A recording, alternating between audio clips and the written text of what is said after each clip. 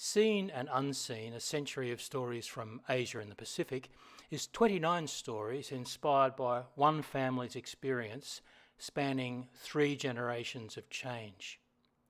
Drawing from the perspectives of anthropology, ecology, economics, geography, history, politics, and various spiritual traditions, the stories are cradled in reality and crafted with a careful eye for accuracy. But frailty of memory, the natural passing of people, and the need to protect others has rendered some stories fictional, even when they're not. Influencing this work is an acceptance that interactions with people from our own culture are generally tangible and familiar. But when we move beyond our immediate culture, things change.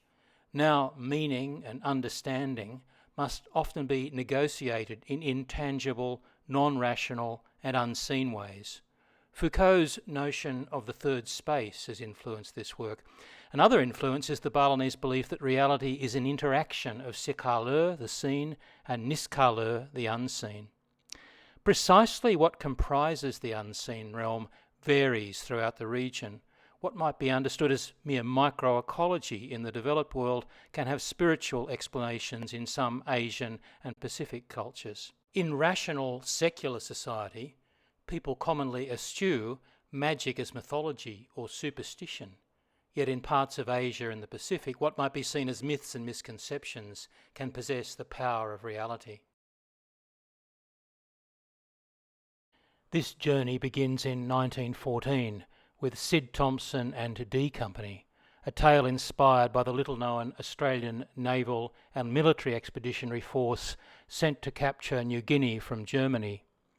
Easily defeating the enemy, unseen forces took an enormous toll, inflicting hardships that drained the strength of many healthy young men.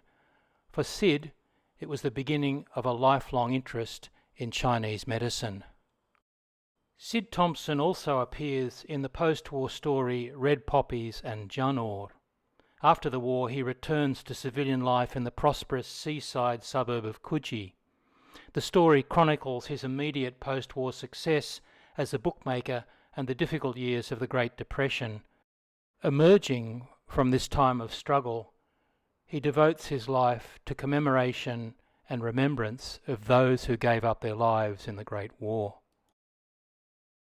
Camphor, Silk and Ivory, which unfolds in the shadow of World War II, explores a growing Asian and Melanesian influence in a family through seamen's tales and exotic objects brought back from foreign ports. It maps the beginnings of a child's awareness of cultures beyond. Made in Japan is a story of hostilities that run deep. It's an account of bitterness, even hatred, directed at Japan through memories of wartime atrocities. It's also a story of redemptive transformation that for many Australians began with an appearance of the striking Hiroshima panels that finally allowed a true measure of the atrocity of war to emerge. Joss Sticks and Krakenite addresses subtle Asian influences in an Australia still in the twilight of lingering British imperial spirit and its celebration through events such as Empire Day.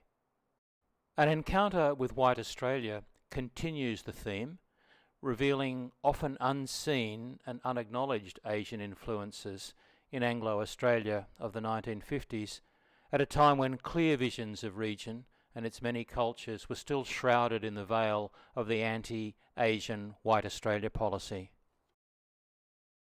Surviving the 60s is a personal account of a growing sense of region and of a desire to know the other, rendered more difficult by racism, the Vietnam War and the draft. It explores the discourse of a generation confronted by the shadow of the Cold War and its monochromatic world.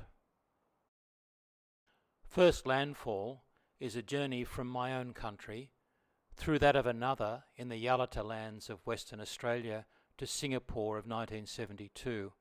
This was an abrupt awakening, the sudden realisation of being a cashed-up backpacker and the beginning of the end of romantic idealism. The sublime to the horrific reveals a young couple confronting the most primal of issues, conception, replete with all its complications as they deal with the reality of the wider world in Singapore, Malaysia and Thailand. Some 15 stories are set over an 18-year period in Indonesia, from the comfort of urban life to that of forest people yet to develop the habit of money. These begin with tales about engaging with manifest cultural differences and lead into matters of more global significance. Amongst these stories, some warrant particular mention. Beyond Bhoma's powers reveals an ancient spiritual tradition guiding us towards a harmonious balance with nature. In traditional Balinese belief, Bhoma is the unseen power behind this balance, a god of transformation and recycling. Sadly, Bhoma is unable to deal with the very tangible modern pollution. He is confronting a crisis. Balikpapan, looking backwards and forwards, uses the wayang kulit as a metaphor in taking readers into a world with a past and a future that are manifest in the moment. It is a story of reflection on both past events and what the present appears to be shaping out for the future of Borneo and its once magnificent tropical rainforests. The river guide ventures further into the heart of Borneo with Alex, whose mind demonstrates a precise map of values and relativities, of seen and unseen flows, surges and eddies. This is also a journey of cultural and historical transitions, affording an opportunity to look back far into the history of the river and its peoples, yet at the same time confronting us with dangerous new influences. Siberut and the Simple Life is a story of forest people yet to develop the habit of money. It is also a story of their warmth and humour, but more importantly, one of exploitation and the destructive forces transforming their environment. The Pig and the Cockfight is not exactly a comedy of manners, but it could be. Rather, it's a story of the process of understanding Balinese culture at greater depth, the pitfalls, the humour, and the ultimate resolution. Kampanya, the campaign procession, sees two Australians inadvertently caught up in a huge demonstration on the eve of Indonesia's 1999 elections. Challenging the paranoia of official Australian travel warnings, it reveals a society of youth, optimism and generosity of spirit.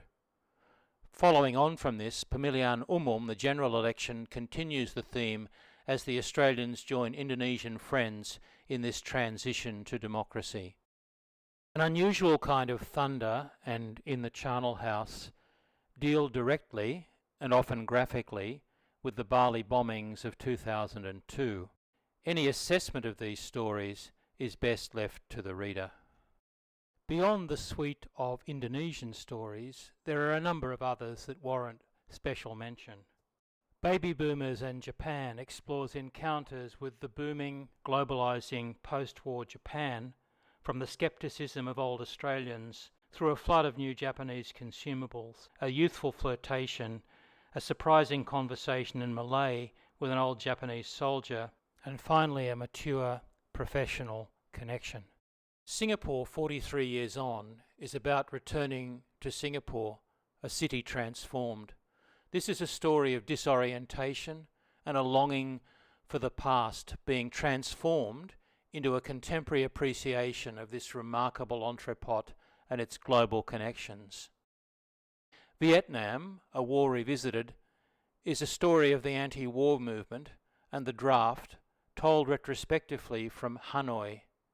It is a story of unveiling, in a sense.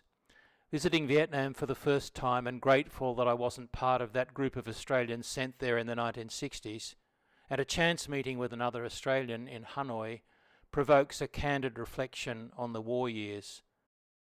Finally, Sid Thompson returns in the more metaphysical tale Headland.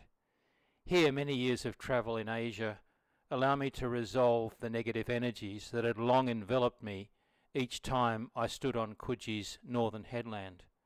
This is a story that could not have been written without a sense of the interplay of the seen and the unseen. While this book is for everyone, whether from the Asia-Pacific region or not, I hope that it is of particular interest to my fellow Australians. If it conveys nothing more to my Australian readers, I hope that it at least gives them a sense that the basic and enduring interplay of the seen and the unseen worlds is of great significance in this land that's girt by sea. While we might choose not to see, to look inwards and to rejoice in the notion that our land abounds in nature's gifts, regional and planetary systems are unfettered by such introspective cultural constructions.